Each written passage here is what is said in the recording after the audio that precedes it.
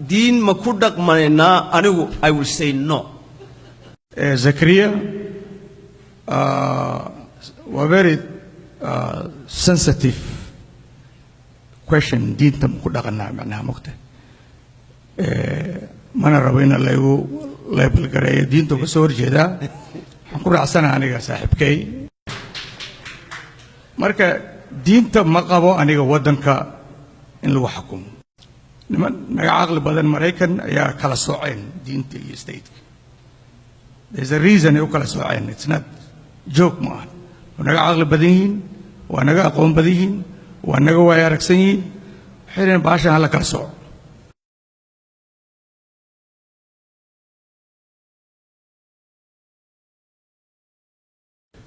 Bukhari walkay wuxuu yiri Kenya system. Ani intaan ka aqriyay Kenya system, I think it's a good system. لكن إن كاسو كلا قادرينه ينكل وحوت على الصومالية. وما كان لمؤمن ولا مؤمنة إذا قضى الله ورسوله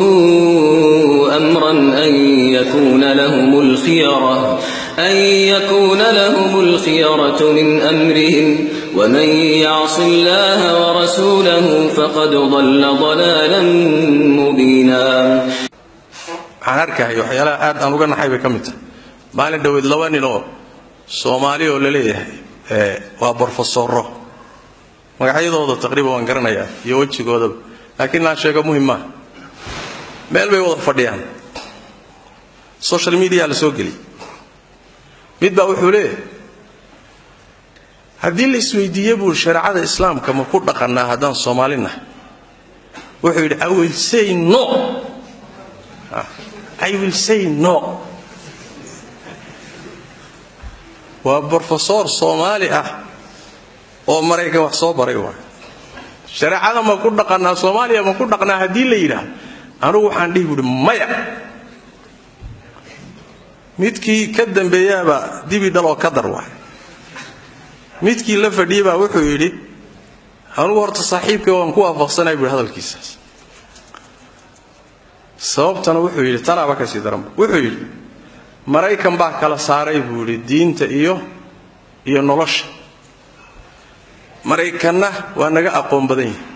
obvious saas u hadlaya waa professor waa naga aqoon badan yahay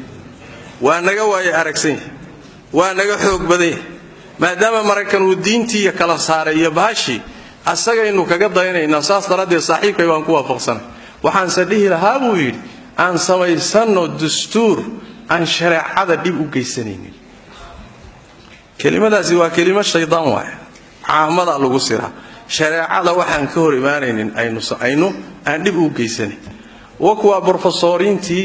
ay gaala soo tababartay laga soo shaqeeyay ee 40 sano la soo tababaraya Soomaalida aha warkoodu kaas waa maxaa la doonayaa ummadani inay sanka uga tollaato cadaan iyo reer galbeed gumaysi aan danaheeda ka shaqeyneen wixii ay ku xoogaysan lahaydna laga ilaaliyo culimadii baan la weyd muqdisho ka hadlayso waa in la fadhiday soo nasiib xumo ma aha dhowr iyo 20 sano kadib in Soomaaliya lagu soo celiyo mooshinkii lagu laayay culimada Soomaaliyeed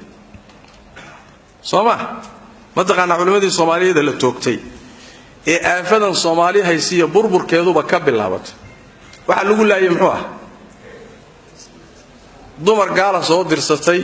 ayaa waxay keeneen shuruuc la yiraahdo xuquuqda haweenka xeerka qoyska oo diinta Rabbi si toos uga hor imaanaysa maamulkii markaa jiray baa barnaamijkii qaatay dumar baa si asal u hayo keenay markuu maamulkii qaatayna wadaadadii maya yiri wardiin Rabbi bay ummadani leedahay aqeedadeeduna waa islaam arintana shariicada Rabbi kitaabka ka hor imaanaysa yaa inta la qabqabtay abirta laga aslay Soomaali oo dhan oo daawanaysa meeshaana Soomaali loogama horin halkaas la iska raacay 20 iyo dhowr sano kadib oo silic iyo wareer iyo jahwareer umadu ku jirtay ayaa mooshinkii laftiisi maanta loo keenay dadka umada oo la yiri asagoo yare maldahan oo farsamaysan ayaa la yiri aynu qaadano anu waxaan la yaabay marar badanna waan tilmaamay xoolaha la dhaqdo ariga kaba soo qaad aqli male laakiin ilaahay wuxuu siiyay xogaa dareena ninkii xoolaha raaci jiro ariga raaci jiray baa yaqaan ariga meeshii shalay waraabuhu ku galay oo dawacadu ku gashay oo neefka lagaga reebtay oo wacdaruhu ka dhacay berri markaas ku soo dareeriso kayntii iyada hay'ad madaxa u galiso uu soo didi waxa ma arkin hadda ogow dawacana ma arkin waraabana ma arkin jiifana ma arkin gududana ma arkin arigii waa soo diday war arigan maxaa didinay hadaa daba martaba meesha wax jooga bale raadna male arigu muxuu ka soo diday ya wacdaradii shalay buu u joogay Soomaaliga calmaaniga aqoonyahanka sheeganaya aqli xumadiisu way keeni weyday war meeshii shalay ummaddu ku burburtay oo wacdarahaasi ka raacay ari baaba ka diday kadid waa garan waay waxaase wax marka ummadda taladeeda wareerinay muhiimadu waxay warku waa ila sibqadee maqsuudku wax weeyaan ummadani inay diinteeda qaadato